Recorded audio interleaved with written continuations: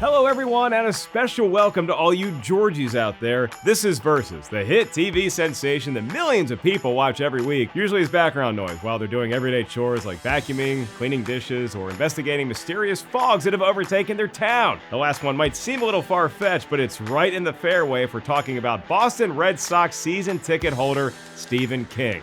How can I help you? When he's not singing "Take Me Out to the Ball Game," he's probably making us shriek with terror as another one of his classic horror stories unfolds with each turn of the page. Luckily for folks who don't care for the Dewey Decimal System, they now offer King masterpieces as convenient TV shows, perfect for anyone who needs to get that book report done in a timely manner. Today on the show, I, your fearless host, Mark Ellis, who am I kidding? I saw The Shining with the guy from Wings and I didn't sleep for a month. We'll set out to determine once and for all what is the greatest television accomplishment of Stephen King's illustrious career. He writes best-selling novels and sometimes they get turned into big-time theatrical releases, but more often than not, the slow burn of a miniseries on the small screen is the perfect metronome with which to weave another spellbinding King tale. Every one of the TV shows based on his stories could be in contention today. Jesus fucking Christ. Which means I will now run down the contenders after taking a deep breath that could be my last. All right, now I need one more deep breath. Here we go. Golden Years, The Shining, Kingdom Hospital, Nightmares and Dreamscapes, Bag of Bones, The Outsider, 11/22/63, Mr. Mercedes, Storm of the Century, Castle Rock, The Dead Zone, Salem's Lot, Haven, Chapel Wait, The Stand, It, Rose Red, Under the Dome, The Mist, Salem's Lot Again, The Langoliers, Lacey Story, The Stand, and The Tommyknockers.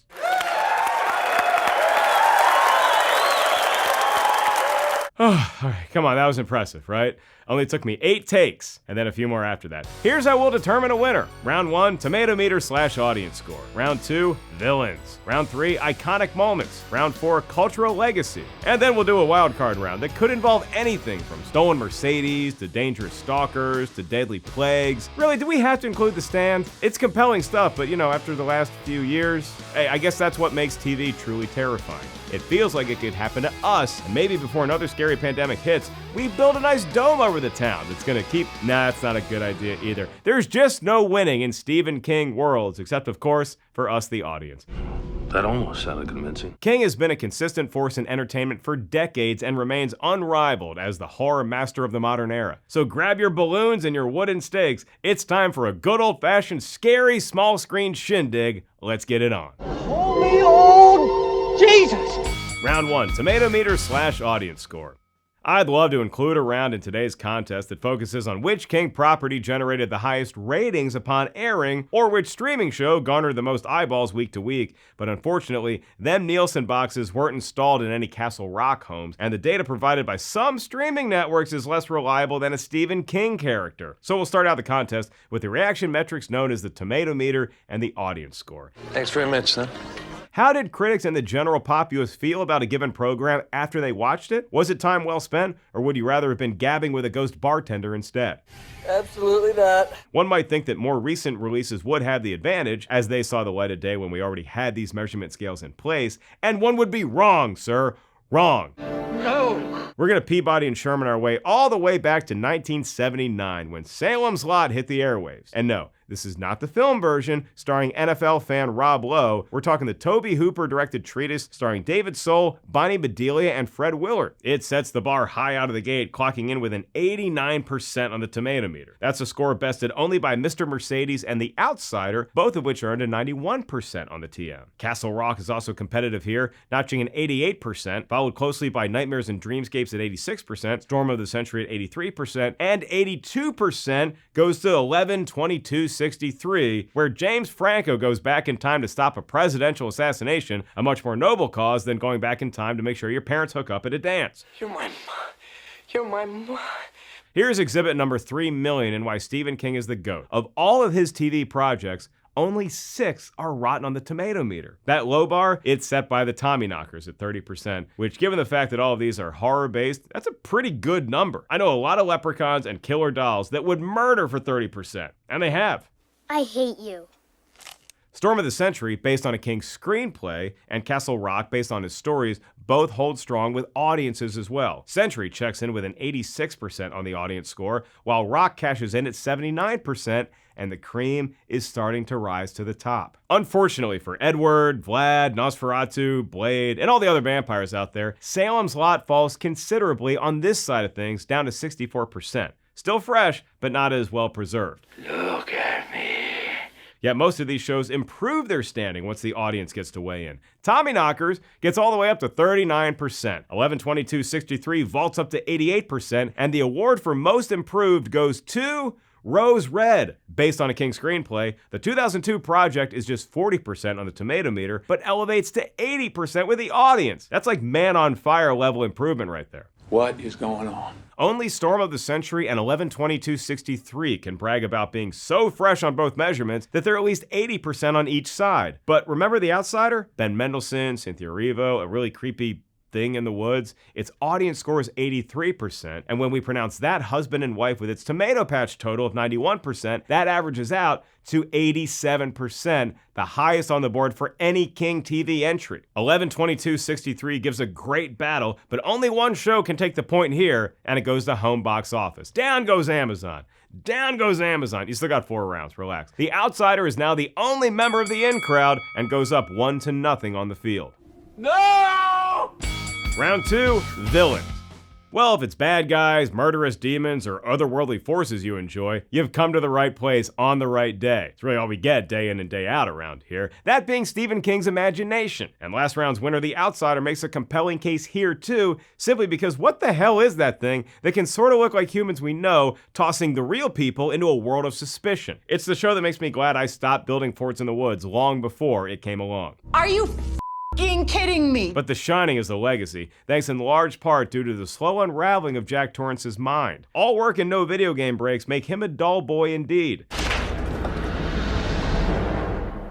In the 1997 version, Steven Weber steps into the roomy boots of Jack Nicholson, but this time, he was armed with King himself overseeing things. Stephen King famously didn't like Stanley Kubrick's big screen treatment almost 2 decades earlier, so now he wanted to make sure his vision was brought to life, and death, especially if you're crashing in room 237. And if any of you feel sorry for Jack and feel like he's not a villain until he's completely lost his mind towards the end, King feels differently, describing this Torrance as a character not with an arc, but a flat line. He's crazy from the jump, said the legendary author. Boink. Wrong! Some 24 years later, King returned to adapt his own work into a show, this time with Lissy's Story on Apple TV. Julianne Moore is a grieving widow after losing her writer husband, played by Clive Owen. But as the real writer probably knows all too well, with authorial success comes superfans, some of them a little demented. Where did you get it? She gave it to me. Easy as pie. Dane DeHaan is our creep here, and he makes an excellent case for winning this round with his terrifying advances towards Moore, attempting to secure her hubby's unpublished manuscripts. So we have DeHaan and Weber as contenders here, but also entering the ring is another Wings cast member. No, it's not Crystal Bernard or Thomas Hayden Church or Tony Shalhoub. Man, that show really was the gift that kept on giving. It's Tim Daly starring in Storm of the Century. He's actually the protagonist here because he's Tim freaking Daly, but when a stranger shrouded in mystery named Andre shows up, literal hell breaks loose. Colm Feore is note perfect as the baddie who utters menacing lines like, "Give me what I want and I'll go away." Will you though? Really? I'm not buying it. We'll talk. Points also go to Mr. Mercedes and Craig Toomey from the Langoliers, played by, you guessed it, Perfect Strangers legend Bronson Pinchot. But our final real combatant in this most villainous round is none other than the clown who loves the circus, balloons, and murdering younglings. Tim Curry is Pennywise in 1990's small screen It. Here I am, Wheezy. We first meet Ronald McDonald's cousin as he's about to feast upon a poor little girl. There's no sewers yet. He's going full Michael Myers and is lurking behind a clothesline until it's bite o'clock. All of these villains have scares to spare, but more so than any other King evildoer, Pennywise just keeps sticking around.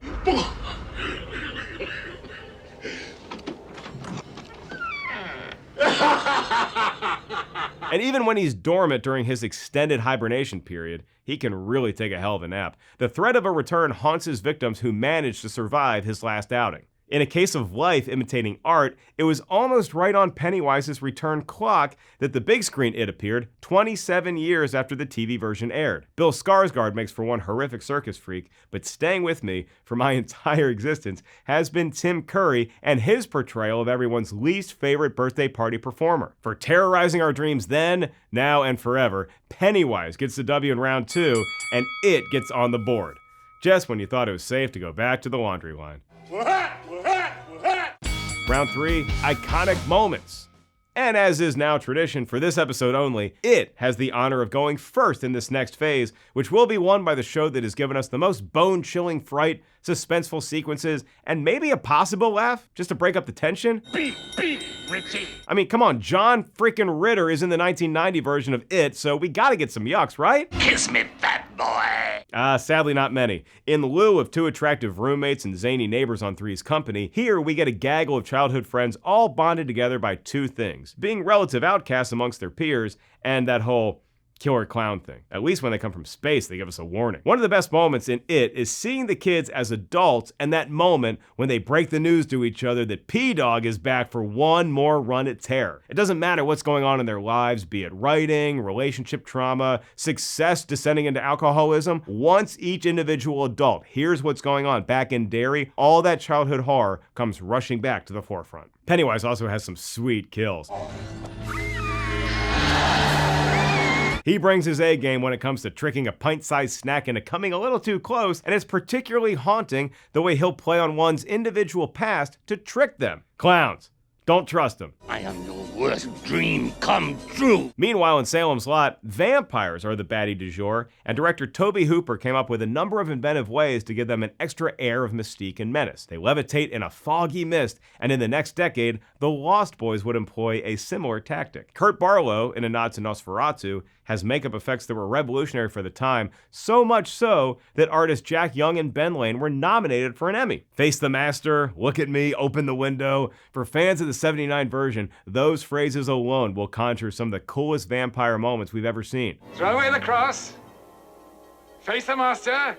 The Outsider plays much more like a slow burn as we gradually start to realize what is really affecting this town is something that isn't easily explained. A climax deep underneath the woods and abandoned mines pays off, and the show did such an excellent job of leaving us on the edge of our seats by the end of every hour. Sunday nights could not arrive soon enough. The shared DNA between that and Mr. Mercedes is the character of Holly Gibney. In Mr. Mercedes, it's the tale and ensuing investigation of a psycho who drives a stolen car into a crowd. That's pretty haunting, and Brendan Gleeson and Harry Treadway are also both so good on the show. But back in the day, almost 19 million people took in The Stand in 1994, and one of the reasons most stuck around is that incredible opening scene, setting us up for these two camps that ultimately will wage a civil war between good and evil. 3 years later, we'd be blessed, is that a weird word to use given our subject matter today? With The Shining, and it has its share of moments we expect, like a dad going cray-cray or a really, dirty girl in the bathtub, but it's also got whacked out stuff like a fire hose that's hungry and a floating teenager dispelling some advice to young Danny Torrance. Unlike The Shining, in which most of us came in with some level of expectation thanks to the movie, don't tell Steven, I really like the film. Have you ever thought for a single solitary moment about my responsibilities to my employers? Storm of the Century was a fresh blizzard of thrills and chills, chock full of great moments that continue to build throughout the 4-hour-plus runtime. Setting the tone is the creepy rhyme schemes of this mysterious stranger with a bloody cane. Far from a simple walking aid, it adds more to the tale than anyone in town could have bargained for. We're also treated to grand spectacle pieces, such as when an axe through a door shows all hell breaking loose on the other side. Every town has its secrets, and Andre is hell-bent on exploiting every last one of them and maybe taking one of their kids as a booby prize. Hey, if you're gonna look like Emperor Palpatine, you might as well play the part. No. Fittingly, it originally aired on Valentine's Day, 1999. The show was broken into 3 parts and featured a satisfying ending, so much so that King deemed it his absolute favorite out of all of his TV achievements up to that time. So, who are we to disagree? Look, I love 11/22/63 and the fish out of water or time sequences that we get, but Storm of the Century is captivating, it's got a well-paced narrative, and it plays out like a long, iconic moment from when we first see Andre's message. Give me what I want, and I'll go away. I can't necessarily do that, but I can give you the point in this round. That help? Storm of the Century takes round 3 and is on the board alongside The Outsider and It. Mother Nature! Round 4, cultural legacy. And now we look to exactly what have you done after the TV's been turned off for the night, or you fell asleep and woke up to see the national anthem close out your broadcast day, followed by a bunch of snow that entices young kids to climb through the TV. Look, I know Poltergeist isn't technically Stevie King, but it fits the bill for today. Anywho, which show has held up the best and had the biggest influence on our culture, the world of entertainment, our nightmares? That's the series that's going to take the round and earn a point here. And Storm of the Century has had somewhat of a resurgence in the last couple of years, thanks to Mike Flanagan's hit Netflix show Midnight Mass having a climactic sequence that pays homage to its 1999 Godfather. Or Devil Father? Be not afraid. But let's be real, a round like Cultural Legacy reaches beyond the show itself and forms an unholy alliance with the original source material to lodge itself in our gray matter, so it's safe to assume that older projects like Salem's Lot, It, and The Shining have a leg up in this round simply because they've been a part of the zeitgeist for so long, and so far in this round alone, I've gotten to say 2 Geist words. Polter, Zeit, dare I try for Beetlegeist? Hi, how are you? The Shining plays into everyone's fears in 2 key ways. You have the whole family dynamic and the hotel aspect. For families, what do you do when the patriarch starts to go a little nuts? And for travelers, how do you handle staying somewhere that could be so haunted, simply changing rooms ain't gonna cut it. The 1997 series does a brilliant job at displaying both, and it's a bold choice by King and company to make us not trust Steven Weber's Jack sooner than we started to lose faith in Nicholson's version. You didn't let me finish my sentence. I said, I'm not gonna hurt you.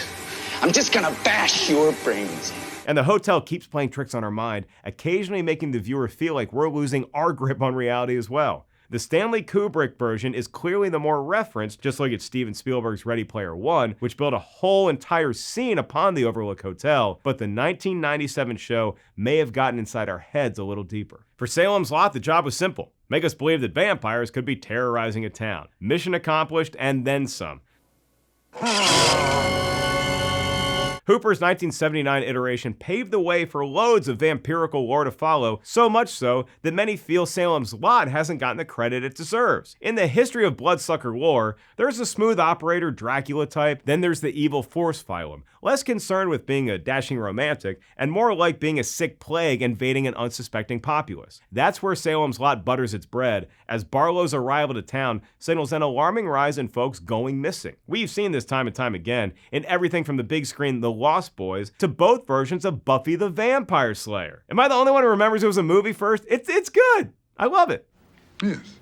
And with lineage that harkens all the way back to Nosferatu, Salem's Lot has cemented a high place within the Hollywood vampire lore. That's not to be confused with the Hollywood Vampires Club of the 1970s, which featured such members as Alice Cooper, Harry Nilsson, and John Lennon. They weren't biting necks, they were just drinking. Look it up. Good stories. All right, back to Salem's Lot. If vampires have been amongst the scariest antagonists in art history, clowns have really stepped on the gas pedal the last few decades.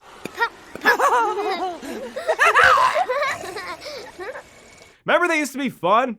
Just running around the circus, tying balloons into animals at birthday parties. Then they broke bad. Real bad.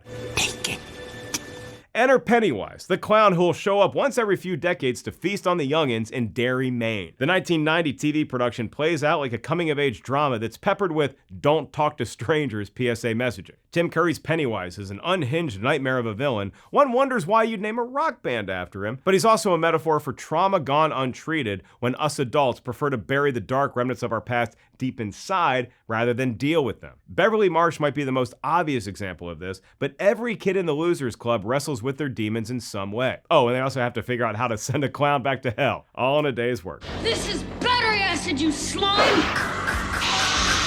But the big difference between Salem's Lot and fellow frontrunners like It and The Shining is that I could argue the Salem's Lot big screen version hampered its impact somewhat. That movie, it's just not good. Bring it on here!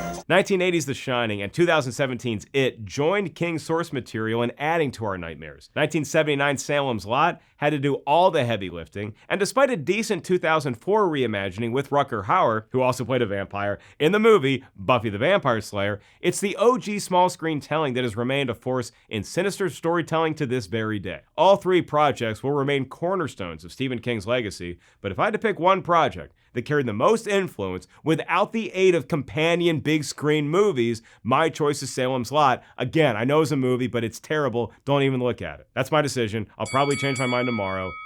If I wake up tomorrow. Salem's Lot gets the point. I don't always take the word of people I just met as gospel. And now it's time for the wild card round, Battle of the Network Stars.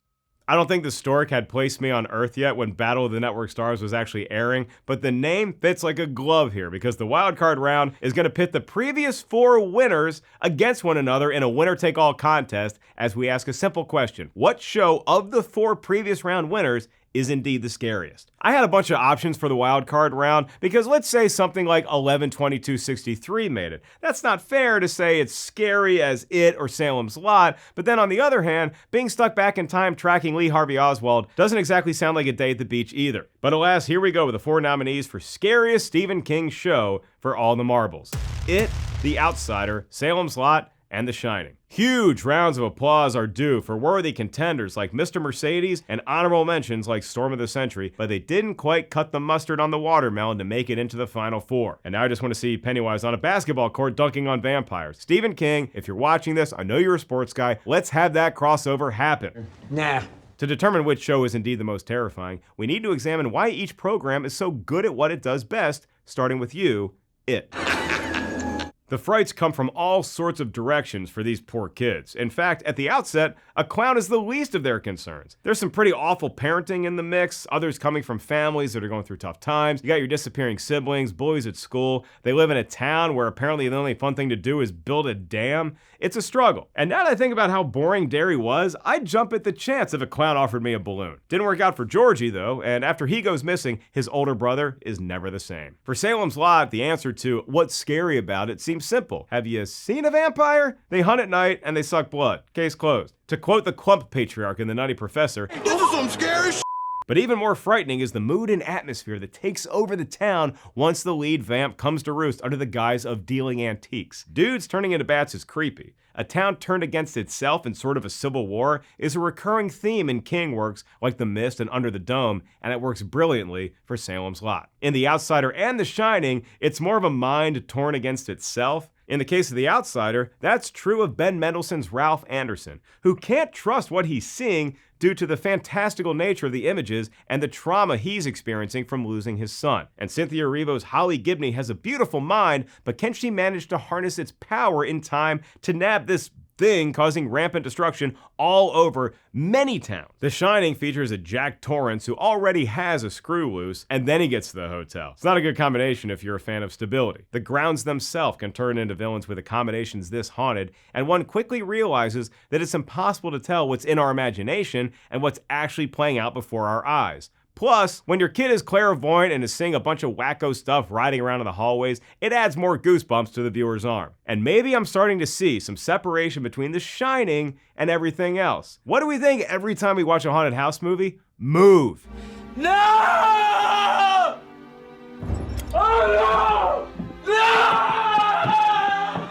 Like, I get it. You sunk a lot of money into this place. It's a family heirloom, whatever. Start fresh, sans ghosts, get out of the house. And 3 of our 4 top Stephen King properties all focus on a town that's being terrorized. Maybe it's a few counties in The Outsider, crossing a state line even, but the point remains. If you don't like Pennywise, get out of Derry. You're not a fan of vampires? Pack your bags and head down San Diego way. But packing up and starting over ain't so easy when the devil might have already infiltrated your mind. The brilliance of 1997's The Shining is that Jack could become unhinged anywhere. The hotel just happened to be next in his path. And I'll also add that I always had a great time with clowns as a kid. The circus, certain fast food purveyors, birthday parties, I really liked clowns. But now as an adult who frequently does stand up on the road, I've stayed in lots of hotels where it feels like, I don't know, something's going on. I've never stayed in room 237. I'll take room 1408 before I take a shower with that thing in the Shining bathroom. Hell, Bates Motel has competitive rates and a continental breakfast. I've long since stopped worrying about when Pennywise is coming back. Nowadays, vampires just want to fall in love. And as mysterious as The Outsider is, it simply can't match the psychological gymnastics that The Shining has done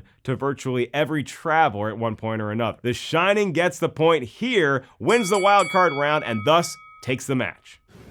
and the crowd is chanting Red Rum as they storm the court. Look, this was an impossible task today. Choosing the best Stephen King TV property? It's probably easier to caretake a haunted hotel than to render a final winner in this realm, but hopefully we all got to celebrate the mighty King legacy, and maybe some of you folks found a new show or two that you need to check out. Me, I'd never heard of Lacey's story until our expert researcher Mark Hoffmeyer took a break from watching Deep Blue Sea again to tell me about it. And it's fantastic. Julianne Moore, Dane DeHaan, Clive Owen, are you kidding me? It's A+ stuff. Deep Blue Sea is pretty good. And now it's your turn, dear viewer. What's your favorite Stephen King TV project of all time? Hit me up on social media with your take at Mark Ellis Live, and stay tuned to Rotten Tomatoes for all the latest in the world of TV, movies, and everything in between. Thanks for watching Versus. I'm Mark Ellis, and no, I will not come play with you. I will take a balloon.